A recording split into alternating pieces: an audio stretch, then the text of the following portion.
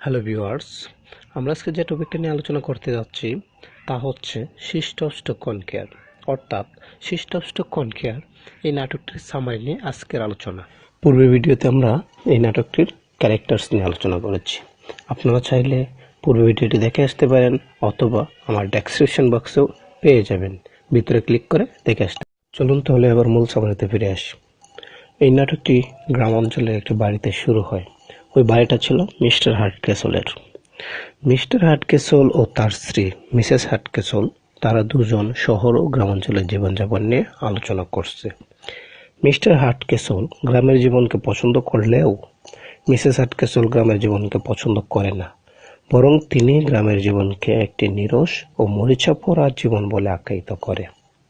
কিন্তু মিস্টার হার্টকেসল গ্রামের জীবনটাকে খুব পছন্দ করে এবং যারা শহরে বাস করে, বিশেষ করে লন্ডনে, তাদের যে চারিত্রিক ব্যবহার এবং বিভিন্ন ধরনের যে অন্যায়ের সাথে এরা সম্পৃক্ত, এই বিষয়টা তিনি সমালোচনা করেন।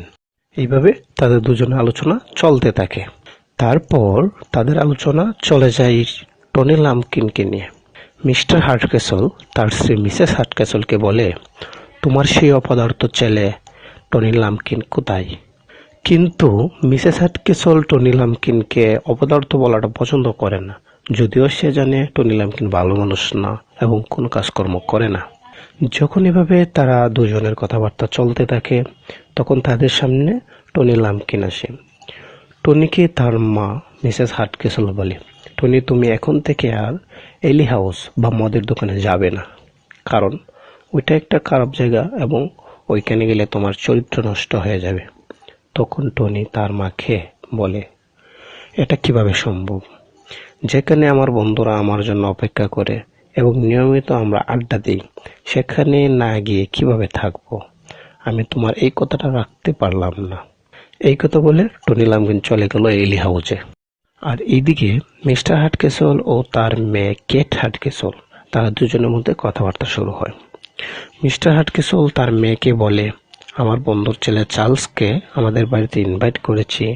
আমি চাই তুমি চার্লসের সাথে একটা ভালো আন্ডারস্ট্যান্ডিং সৃষ্টি করো, কারণ আমি চাচ্ছি চার্লসের সাথে তোমার বিয়ে দিতে। চার্লসকে তার চেনা নাই জানা নাই এই ভেবে যদিও সে প্রথমে রাজি হয়েছিল না, কিন্তু তার বাবার কথা রক্ষার্থে পরে রাজি হয়ে যায়। অন্যদিকে মিসেস হার্টকেসল তার ভাতিজি কনস্ট্যান্স নেভিলকে বিয়ে দিতে চায় তার সন্তান টনি লাম্পকিনের সাথে, কারণ কনস্ট্যান্স নেভিল উত্তরাধিকার সূত্রে অনেক স্বর্ণমুদ্রা পেয়েছে এবং এগুলো মিসেস হার্টকেসলের দায়িত্বে আছে। এই জন্যই তিনি চান তার ভাতিজিকে তার সন্তান টনির সাথে বিয়ে দিয়ে ঘরের গহনা গড়ে রাখতে। তারপর নাটকের সিনটা চলে আসে মদের দোকানের দিকে, যেখানে টনি তার বন্ধুদের সাথে মদ খাচ্ছে, গান গাচ্ছে, আনন্দ করছে। তখন মদের দোকানের মালিক এসে বলতেছে যে লন্ডন থেকে দুজন ভিজিটর এসেছেন, যারা তাদের রাস্তা হারিয়ে ফেলছে। এই কথা শুনে টনি তাদের কাছে যায় এবং তাদেরকে জিজ্ঞেস করে, আসলে আপনারা কোথায় যেতে চাচ্ছেন? তারা বলল, আমরা মিস্টার হার্টকেসল বাড়িতে যেতে চাচ্ছি। তারা একজন ছিলেন চার্লস মার্লো এবং আরেকজন ছিলেন জর্জ হেস্টিংস। তখন টনি তাদেরকে মিসগাইড করে বলল, এটা তো এখান থেকে অনেক দূরে, যেহেতু রাত হয়ে গেছে, তাই এই মুহূর্তে আপনারা সেখানে যেতে পারবেন না।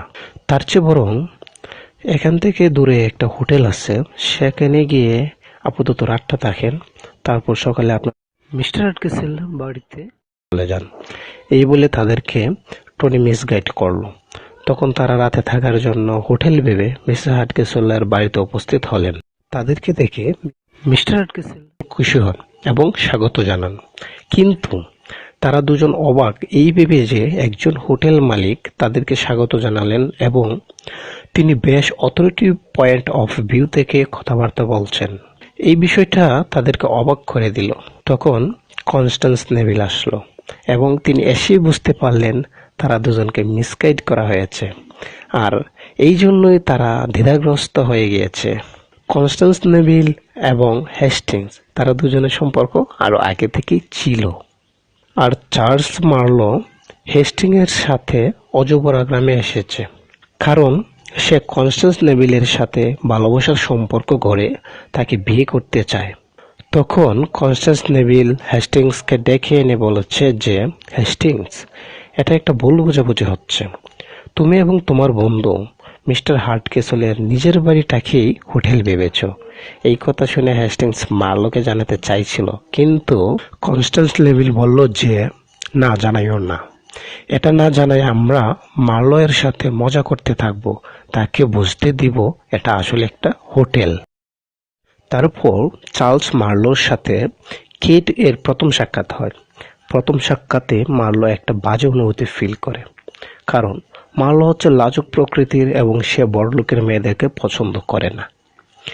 আর মার্লোর অনুভূতি দেখে কেট বুঝতে পারে মার্লো এই বাড়িটাকে হোটেল ভেবে নিয়েছে। তাই কেট সিদ্ধান্ত নেয়, যেহেতু মার্লোকে তার পছন্দ হয়েছে, তাই সে বারমেইডের অভিনয় করে মার্লোকে আকর্ষিত করবে। আর এইদিকে মিসেস হার্টকেসল ও হেস্টিংস, এরা দুজনের মধ্যে লন্ডনের কাহিনী নিয়ে আলোচনা চলতে থাকে। সেখানকার জীবনযাপন, আচার আচরণ, পোশাক পরিচ্ছদ কেমন তা জানতে চায় মিসেস হার্টকেসল। কিন্তু এইদিকে যে হেস্টিংস এবং মিসেস হার্টকেসলের ভাতিজি নেভিল, তারা দুজন গোপনে পালিয়ে যাওয়ার সিদ্ধান্ত নিয়েছে, তা মিসেস হার্টকেসল জানে না।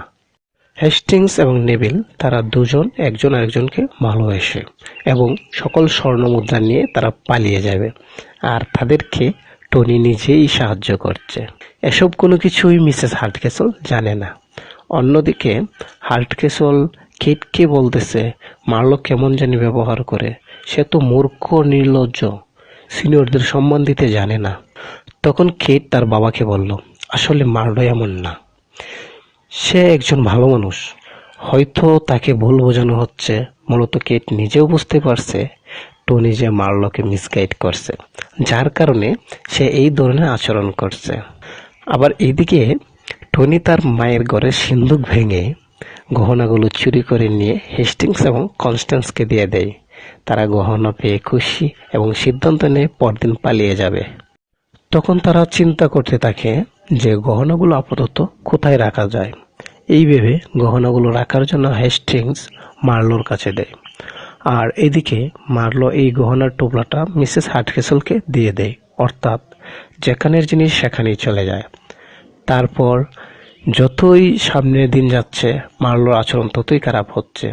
আর এইদিকে মিস্টার হার্টকেসল খুবই ব্যথিত এবং তিনি কেটকে বলছে, কেট, তুমি যে এই বারমেইডের ছদ্মবেশ নিয়েছ এবং ছদ্মবেশ নিয়ে মার্লোর সাথে এই ধরনের অভিনয় করতেছ, এটা আমার পছন্দ হচ্ছে না। তিনি চাচ্ছেন মার্লোকে বলে দিতে তারা যেন এখান থেকে চলে যায়। কিন্তু কেট বলছে, বাবা, আমাকে আর 1 ঘন্টা সময় দেন, আমি প্রমাণ করে দেখিয়ে দিব যে মার্লো মূলত খারাপ ছেলে না। কিন্তু মার্লো যখন কেটকে বারমেড হিসেবে পায়, তখন সে কেটের প্রতি আকর্ষিত হয়ে যায়। কেটকে কিস করতে চায়, তার সাথে আলিঙ্গন করতে চেষ্টা করে। এক পর্যায়ে মার্লো তার অনুভূতির কথা জানিয়ে দেয় যে সে কেটকে পছন্দ করে এবং ভালোবাসে। আর অন্যদিকে কনস্ট্যান্স এবং হেস্টিংস যে কাজটা করছে তা মিসেস হার্টকেসল জানতে পেরে নেভিলকে তিনি তার বাড়ি থেকে সরিয়ে অন্য একটা নিরাপদ জায়গায় রেখে আসার পদক্ষেপ নিয়েছে। সেই জায়গাটার নাম হচ্ছে আন্ট পেটিগ্রিস হাউস। আর এই পরিস্থিতিটা সামাল দেওয়ার জন্য হেস্টিংস এবং কনস্ট্যান্স তারা টনিকে রিকোয়েস্ট করতেছে। অন্যদিকে মার্লোর প্রতি মিস্টার হার্টকেসলের রাগ বেড়েই যাচ্ছে। এইভাবে নাটকটি যখন সামনের দিকে এগোচ্ছে, তখন হঠাৎ করে চার্লস মার্লো এর বাবা স্যার চার্লস মার্লো লন্ডন থেকে গ্রামে চলে আসে। তখন মিস্টার হার্টকেসল ও স্যার চার্লস মার্লো, তারা দুই বন্ধু অনেকদিন পর একজন আরেকজনকে দেখে খুবই খুশি হয়েছে এবং কুশল বিনিময় করল। আর এদিকে মার্লো যে খারাপ ছেলে, সেই বিষয়টাও তখন উন্মোচিত হয়। তারা দুই বন্ধু কেটকে ডেকে জানতে চায় কেটের প্রতি মার্লোর অনুভূতি কি। তখন কেট বলল যে আমার প্রতি মার্লোর পজিটিভ অনুভূতি আছে।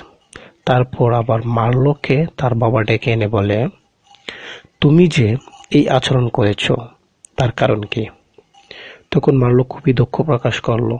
তারপর তার বাবা তাকে বলে, আমার যে বন্ধুর মেয়ে কেট, তাকে তুমি বিয়ে করতে চাও? সে বলল, না, আমি তাকে বিয়ে করতে চাই না। তখন তার বাবা তাকে বলে, কেন? আমি তো জানতে পেরেছি তুমি তাকে পছন্দ করো, তাকে বিয়ে করতে চাও, তাহলে এখন কেন অস্বীকার করছো? সে বলছে, না, আমি এরকমটা করিনি। তখন মার্লোর বাবা কিটকে আবার ডেকে নিয়ে আসে এবং বলে যে, কিট, তুমি তো বলছো তোমার সঙ্গে মার্লোর একটা আন্ডারস্ট্যান্ডিং রয়েছে, কিন্তু সেটা তো হয়নি। তখন কিট বলল, তাহলে আপনারা একটু দূরে গিয়ে গোপন থেকে দেখেন, আমি যখন বারমেইডের অভিনয় করব তখন মার্লো আমার উপর কেমন অনুভূতি প্রকাশ করে। অবশেষে প্রকাশ হয় যে মার্লো বেসিক্যালি কিটকে পছন্দ করে এবং কিটের প্রতি তার অনুভূতিটাও প্রকাশ করতে সক্ষম হয়। এই নাটকের সমাপ্তিতে আমরা দেখতে পাই একদিকে কিট ও মার্লো এবং অন্যদিকে কনস্ট্যান্স ও হেস্টিংস এদের বিয়ের সম্ভাবনার মাধ্যমে এই নাটকটি সমাপ্তি ঘটে। এই ছিল স্টুপস টু কনক্যার নাটকটির সামারি।